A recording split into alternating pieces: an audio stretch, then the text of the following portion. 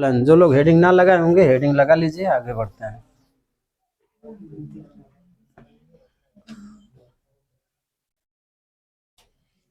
प्रकाश वैद्युत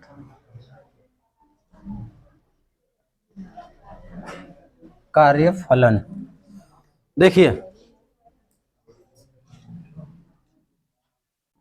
जैसे धातु से इलेक्ट्रॉन का उत्सर्जन कराना है, ठीक ना, धातु से इलेक्ट्रॉन का उत्सर्जन कराना है तो हम क्या करेंगे, इसको हम एक निश्चित ऊर्जा देंगे, ठीक ना, अर्थात आपतित प्रकाश की ऊर्जा है, या किसी इलेक्ट्रॉन को, ठीक ना, किसी इलेक्ट्रॉन को दी गई वह न्यूनतम ऊर्जा जिससे कि वह उत्सर्जित हो सके, वही उस धातु का कहलाता है कार्यफलन।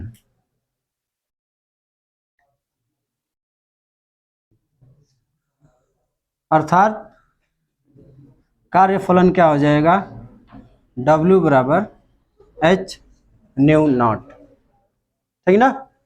न्यू नॉट क्यों, ये कम से कम आवृत्ति है, इतनी आवृत्ति रहेगी तो इलेक्ट्रॉन का उत्सर्जन होगा, ठीक ना, इससे कम रहेगी तो नहीं होगा, इससे ज्यादा हो जाए चलेगा।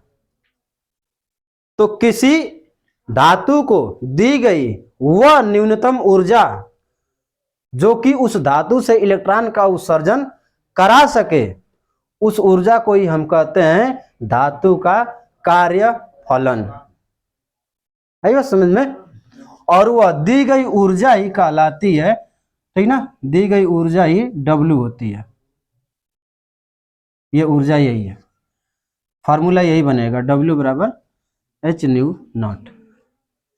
इसको हम तरंगदैर्ध्य के रूप में भी कर लेंगे, लैम्डा नॉट बराबर C अपन न्यू नॉट आया था ना, तो न्यू नॉट बराबर क्या लिख सकते हैं, C अपन लैम्डा नॉट, ठीक है। चलिए लिखिएगा,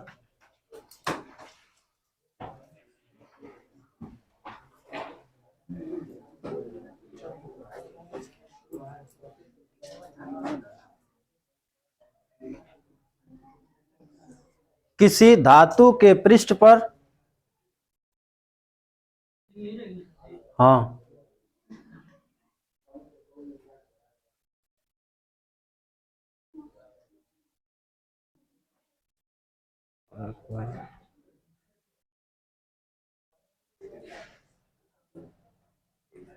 गड़बड़ हो गया। हाँ,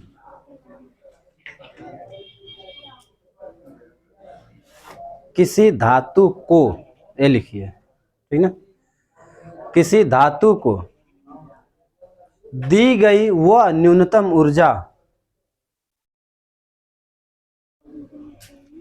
किसी धातु को दी गई वह न्यूनतम ऊर्जा जो उस धातु से, जो उस धातु से इलेक्ट्रॉनों का उत्सर्जन,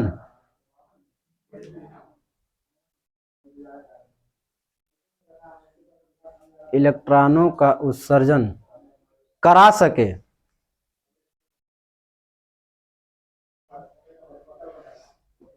इलेक्ट्रॉनों का उत्सर्जन करा सके, उस धातु का,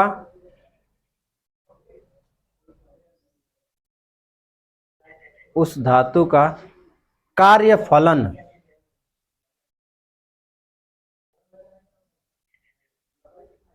उस धातु का कार्यफलन,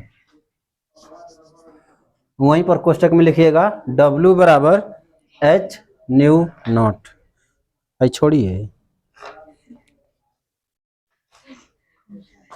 खुंटा है, कहलाती है, कहलाती है।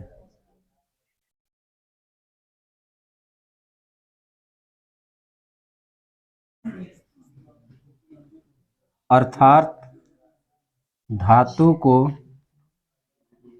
दी गई धातु को दी गई न्यूनतम ऊर्जा W बराबर H न्यू नॉट, या W बराबर हो जाएगा H C अपन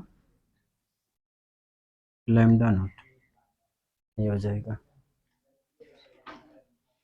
न्यू बराबर C अपन लैम्डा होता है ना।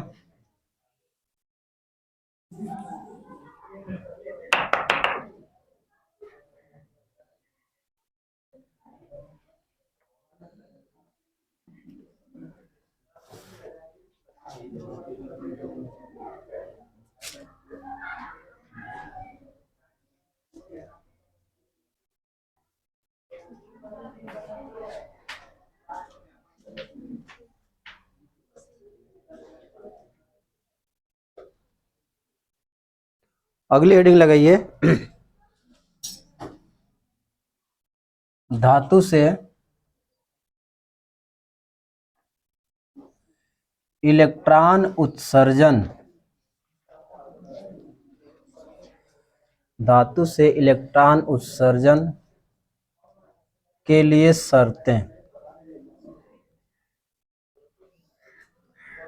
ये हेडिंग कई प्रकार से बन के आती है कि किसी धातु से इलेक्ट्रॉनों के उत्सर्जन के लिए किन शर्तों का होना अनिवार्य है।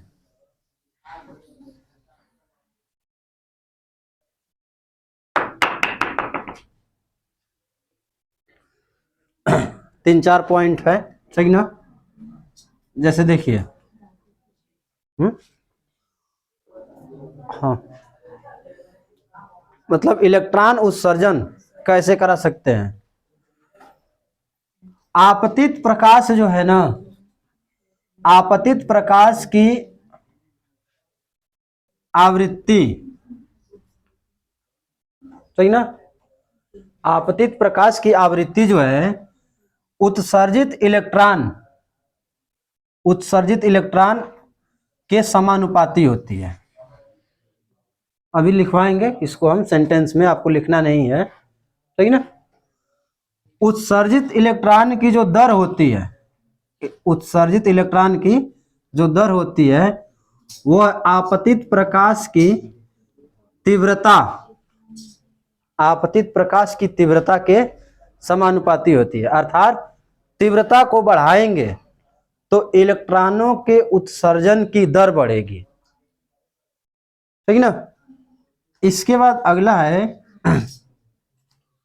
कि तीव्रता जो है इनके गतिज ऊर्जा में कोई परिवर्तन नहीं कर पाता है।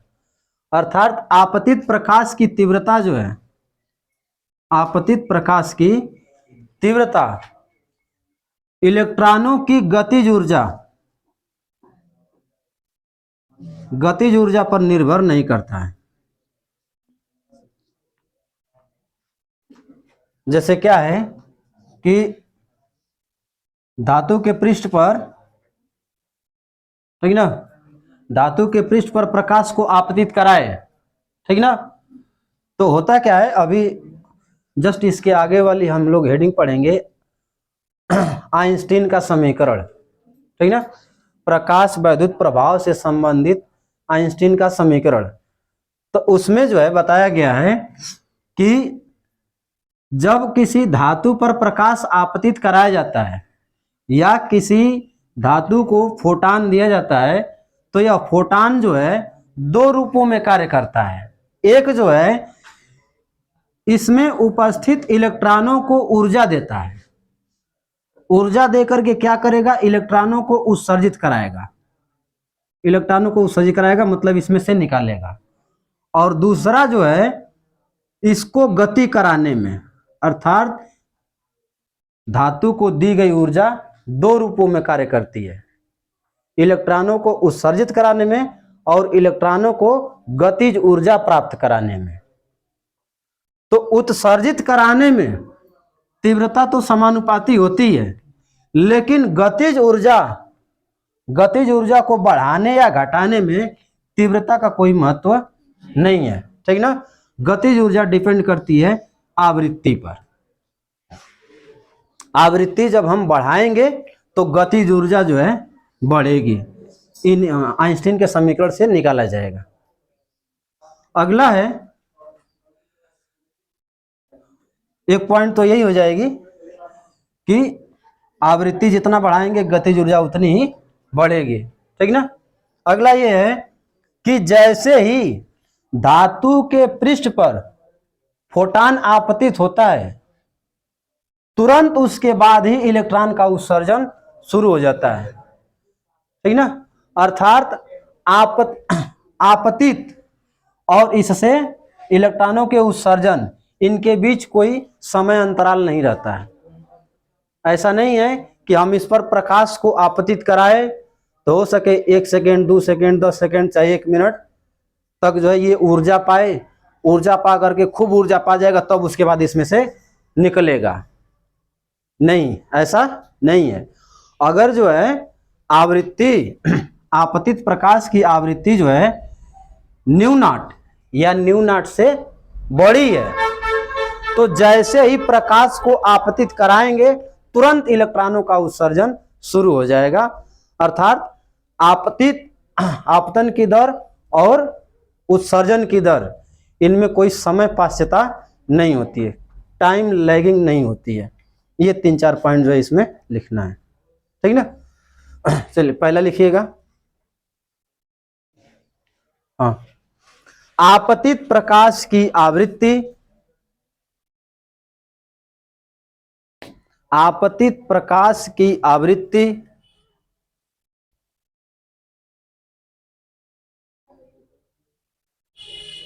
आपतित प्रकाश की आवृत्ति इलेक्ट्रॉनों के उत्सर्जन की दर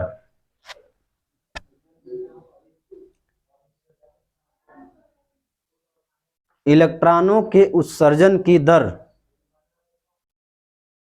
के समानुपाती होती है।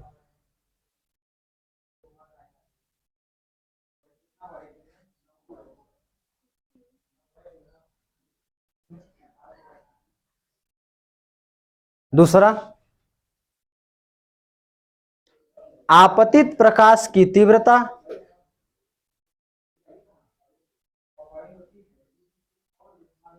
आपतित प्रकाश की तीव्रता आपतित प्रकाश की तीव्रता उत्सर्जित इलेक्ट्रॉनों की दर उत्सर्जित इलेक्ट्रॉनों की दर के समानुपाती होती है।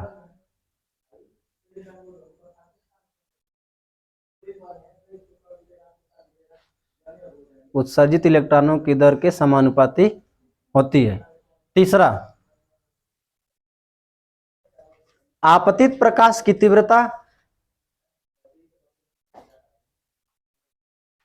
आपतित प्रकाश की तीव्रता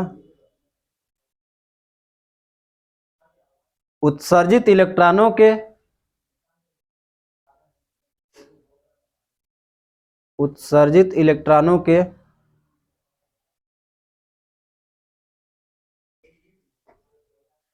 गतिज ऊर्जा उत्सर्जित इलेक्ट्रॉनों की गतिज ऊर्जा पर निर्भर नहीं करती है।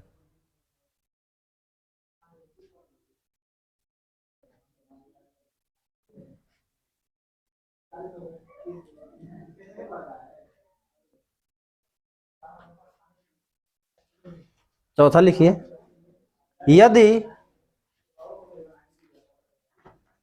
यदि आपतित प्रकाश की आवृत्ति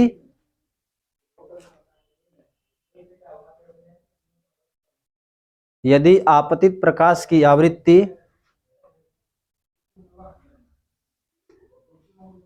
न्यू नॉट, ऐसे बनाइएगा ना, न्यू नॉट से बड़ी न्यू नॉट से बड़ी या बराबर न्यू नॉट से बड़ी या बराबर है तो धातु से इलेक्ट्रॉन का उत्सर्जन होगा। धातु से इलेक्ट्रॉन का उत्सर्जन होगा। और यदि कम है तो, और यदि कम है तो उत्सर्जन नहीं होगा, उत्सर्जन नहीं होगा।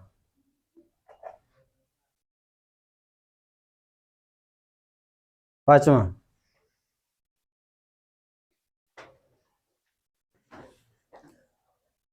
जैसे ही कोई फोटान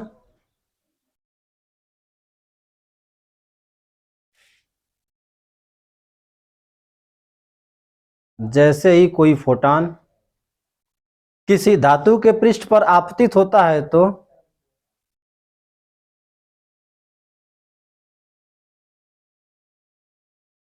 किसी धातु के पृष्ठ पर आपतित होता है तो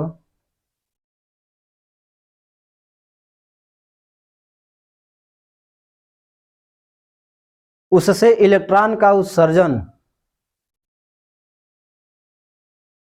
उससे इलेक्ट्रॉन का उत्सर्जन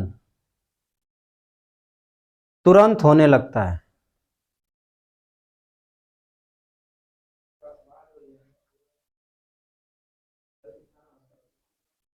इलेक्ट्रॉन का उत्सर्जन तुरंत होने लगता है। अर्थात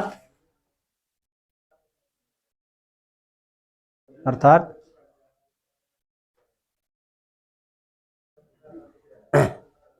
आपतन की दर, आपतन की दर और उत्सर्जन की दर,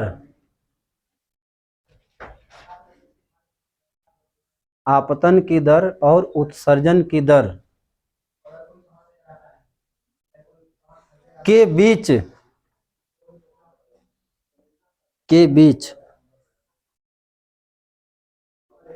कोई समय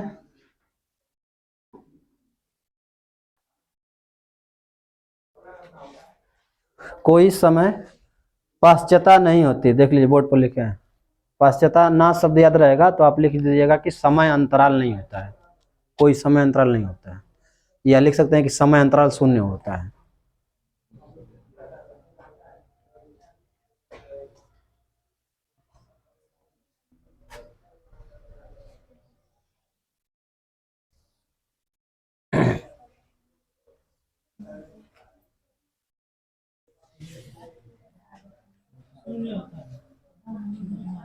अब अगली हेडिंग लगाइए,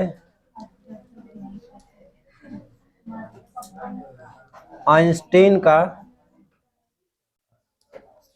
प्रकाश वैद्युत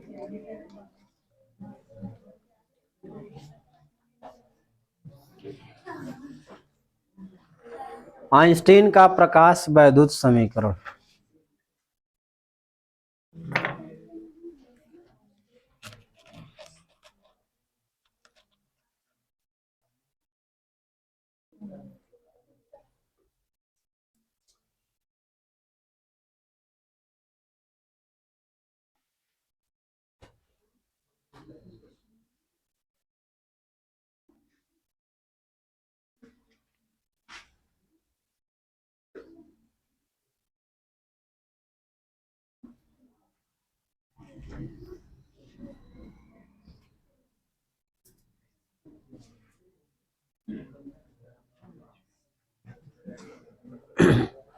देखिए,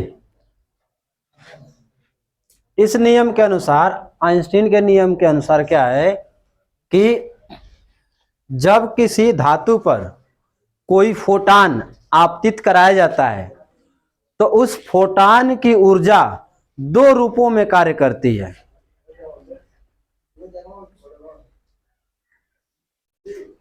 हैं? किसको बुला रहे हैं?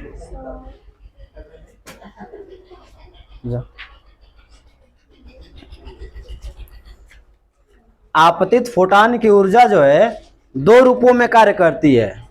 एक जो है धातु से इलेक्ट्रॉन को उत्सर्जित कराने में, और दूसरा जो है उत्सर्जित इलेक्ट्रॉन को गतिज ऊर्जा प्रदान करने में। ठीक ना। होता क्या है,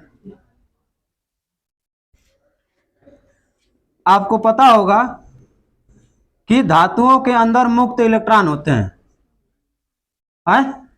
होता है कि नहीं। यही तो ऊर्जा पाते हैं तो चलते हैं, तो विद्युत धारा प्रवाहित होती है। मुक्त इलेक्ट्रॉन नहीं रहेंगे तो धारा का प्रवाह थोड़े होगा। तो जैसे ही फोटान आपतित होता है, ठीक ना, तो धातु के अंदर का कोई एक इलेक्ट्रॉन जो है, ठीक ना, कोई एक मुक्त इलेक्ट्रॉन तुरंत उस ऊर्जा को ग्रहण करता है और ग्रहण करके तुरंत उत्सर्जित हो जाता है। जैसे ही इस पर फोटान आएगा तो इसका कोई जो है, कोई मुक्त इलेक्ट्रॉन जो है उस फोटान को ग्रहण कर लेगा। एगो फोटान मान एगो इलेक्ट्रॉन एगो फोटान को ले लेगा, एक इलेक्ट्रॉन एक फोटान को लेगा। ऐसा नहीं है कि एगो फोटान जो है कई गो इलेक्ट्रॉन को ऊर्जा दे देगा, नहीं। ऐसा अगर होता है तो तीव्रता की जरूरत है क्या है, तो थोड़ा सा ही प्रकाश देते भरपूर एनर्जी मिल जाती है। एक इलेक्ट्रॉन एक फोटान को ग्रहण कर लेता है, अर्थात जितने ज्यादा फोटान आएंगे उतने ज्यादा इलेक्ट्रॉन जो है फोटानों को ग्रहण करेंगे, उतने ज्यादा इलेक्ट्रॉन जो है उत्सर्जित होंगे। तो यही होता है कि जैसे ही फोटान आपतित होगा तो धातु के अंदर का कोई मुक्त इलेक्ट्रॉन उस फोटान को ग्रहण करेगा, ग्रहण करके तुरंत ऊर्जा पाएगा और ऊर्जा पाके तुरंत गतिशील हो जाएगा। तो दो रूपों में ऊर्जा व्यय हो रही है, एक जो है इसमें से इलेक्ट्रॉन को उत्सर्जित कराने में और दूसरा जो है इलेक्ट्रॉनों को गतिज ऊर्जा, काइनेटिक एनर्जी, ठीक ना। अर्थात फोटान की ऊर्जा, ठीक ना, फोटान की ऊर्जा जो है दो रूपों में, एक जो है कार्य कराने में, अभी जो हम लोग पढ़े कार्यफलन में क्या पढ़े कि किसी धातु को दी गई वह न्यूनतम ऊर्जा जो कि उस धातु से इलेक्ट्रॉनों का उत्सर्जन करा सके, उस धातु का कार्यफलन कहलाता है। तो कार्यफलन क्या हो गया, W0। ये W0 क्या कराएगा, इससे इलेक्ट्रॉन का उत्सर्जन कराएगा। शेष जो ऊर्जा बचेगी वह क्या करेगा, इन उत्सर्जित इलेक्ट्रॉनों को गतिज ऊर्जा प्राप्त कराएगा, ठीक ना।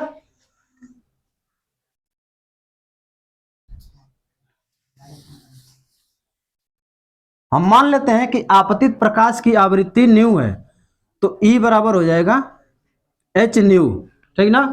और W0 क्या होगा, h न्यू नॉट के बराबर होगा। ये क्या है, ये न्यूनतम आवृत्ति है। देखिए जो हम आपतित कराए हैं उसमें से न्यू नॉट आवृत्ति जो है क्या कर दी, इससे उत्सर्जित कराने में, अब बाकी जो बची इसको गति कराने में। तो एच न्यू तो है, आई एच न्यू नॉट क्या करी, इसको उत्सर्जित कराने में, अब बाकी जो बच गया ई के हो गया, ठीक ना। अब अगर हम मान लें, ठीक ना, कि इलेक्ट्रॉन का द्रव्यमान m है और मैक्सिमम वेग उसका v है, अधिकतम वेग, तो गतिज ऊर्जा का फार्मूला क्या होता है, kinetic energy half mv square. तो यहाँ काइनेटिक एनर्जी क्या हो जाएगी, हाफ mv स्क्वायर के बराबर होगी कि नहीं। तो हम मान लें कि माना इलेक्ट्रॉन का या चाहे उत्सर्जित इलेक्ट्रॉन का, ठीक ना, तो कौन इलेक्ट्रॉन है, द्रव्यमान तो सबका एक ही होगा। माना इलेक्ट्रॉन का द्रव्यमान m वह अधिकतम वेग v, हिंदी में अंग्रेजी में लिखते हैं, ठीक ना, v मैक्स है। तब क्या होगा, क्या बात करते हो सब्जी, एच न्यू नॉट ई के बराबर क्या हो जाएगा, half m v square B square क्या हो जाएगा, मैक्स हो जाएगा। ध्यान दीजिएगा, हाई दोनों न्यू है और हाई का है भी है, सही ना, है वेलोसिटी वाला वेग है, तो दोनों में तनी अंतर, हाई भी को ऐसे बना दीजिएगा ताकि पता रहेगा कि हाई वेग है और हाई आवृत्ति है न्यू, ठीक ना। इसको इधर हम भेज दें तो क्या होगा, half M B square max बराबर एच न्यू, आई उधर ही जाएगा तो माइनस हो जाएगा एच न्यू नॉट। समझ में आया? अरे इसको यहीं पर रोके, इसको इधर ही भेजे, माइनस हो जाएगा, बस इसको सीधा करके लिख लिए। इन दोनों में से एच को हम कॉमन कर सकते हैं, nu minus nu naught half M B square max, यही है आइंस्टीन का समीकरण, ठीक ना। अब यहां से जो है आइंस्टीन कुछ नियम और शर्तें बताए। क्या, देखिए, हाई न्यू क्या है, न्यू क्या है, आपतित प्रकाश की आवृत्ति है।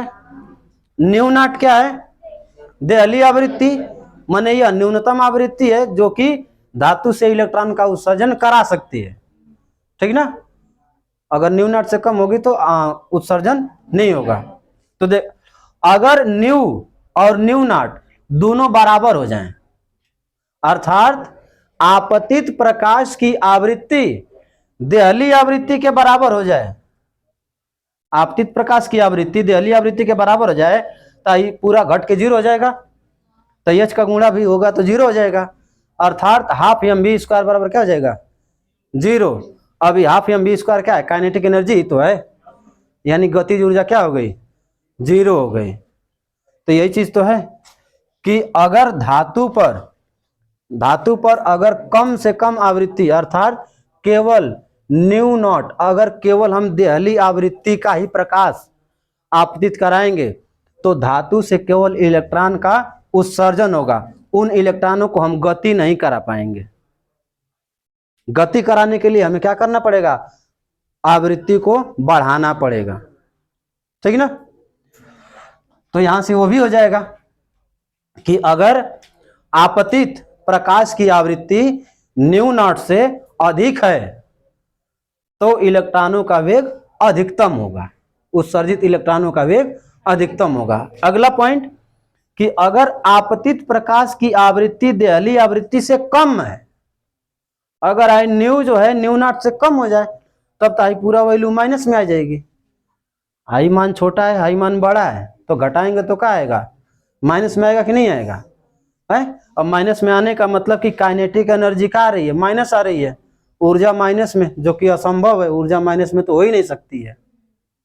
अर्थात आपतित प्रकाश की आवृत्ति अगर देहली आवृत्ति से कम है तो इलेक्ट्रॉनों का उत्सर्जन नहीं होगा। और लास्ट पॉइंट वही बताए कि धातु पर आपतन की दर और इलेक्ट्रॉनों के उत्सर्जन की दर के बीच समय पाश्चता नहीं होती है, जैसे ही फोटॉन आपतित होगा उससे इलेक्ट्रॉनों का उत्सर्जन तुरंत होता है, ठीक ना। चलिए आइए थोड़ा सा चित्र ही बना लीजिए तो।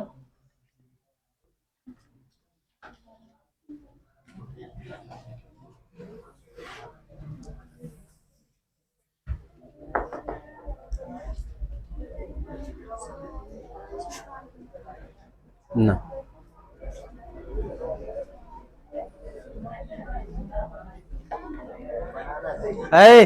बनाने के लिए कहें, बात करने के लिए ना कहें। ये आप लिख सकते हैं कि आइंस्टीन के सिद्धांत के अनुसार, ठीक ना, इस नियम के अनुसार आपतित फोटॉन की ऊर्जा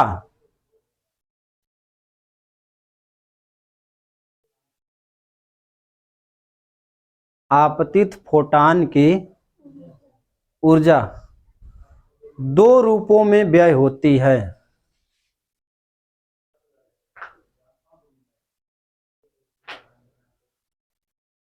आपतित फोटॉन की ऊर्जा दो रूपों में व्यय होती है।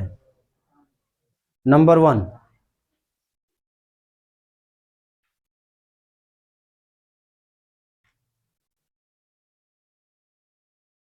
फोटान की ऊर्जा,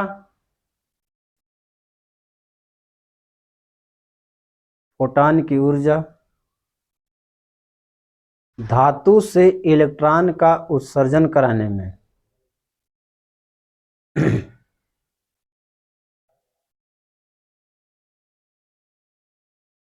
धातु से इलेक्ट्रॉन का उत्सर्जन कराने में। दूसरा लिखिए,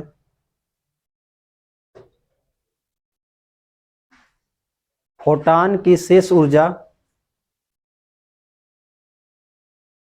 फोटान की शेष ऊर्जा उत्सर्जित इलेक्ट्रॉनों को,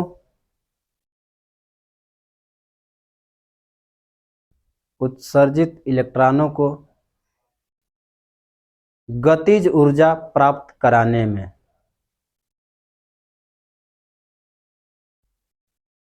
उत्सर्जित इलेक्ट्रॉनों को गतिज ऊर्जा प्राप्त कराने में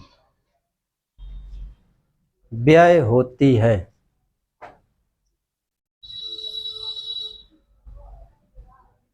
व्यय होती है। अब नई लाइन से लिखिएगा, यदि यदि न्यू आवृत्ति का कोई प्रकाश, नहीं कोई फोटान लिखिएगा, यदि न्यू आवृत्ति का कोई फोटान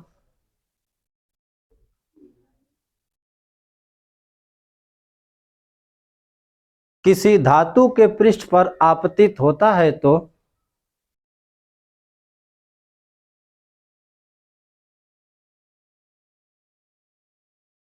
किसी धातु के पृष्ठ पर आपतित होता है तो उसकी कुल ऊर्जा,